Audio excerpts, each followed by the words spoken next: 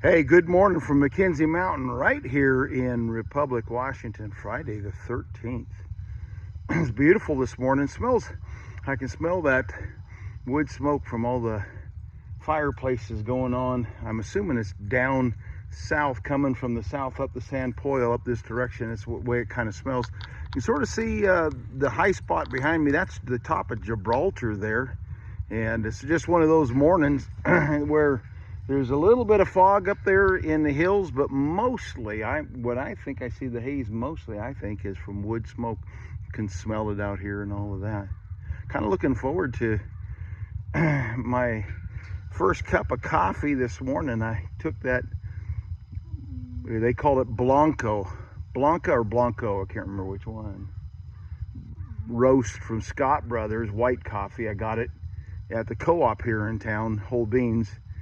And I put it on my Traeger and roasted it yesterday. I was trying to get an Italian roast. I did learn some things because I didn't understand. I didn't know this. The more you roast it, the less sugar it'll have in it. That coffee does have sugars.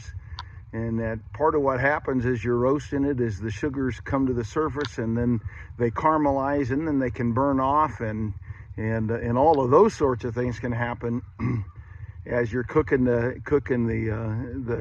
beans. And so for diabetes, the darker the roast, really the better for me it would be.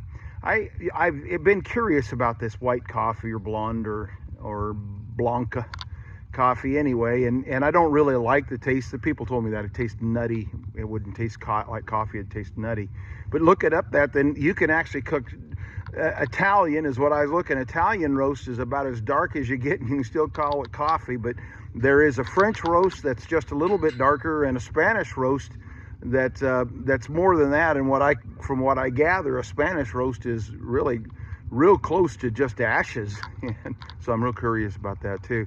But I was a little concerned. I did, not knowing what I was doing, and I really don't think I actually got all the way to Italian. I have some of the beans that are dark and oily like an Italian is supposed to be, but some of them aren't. The color is not completely even all the way through.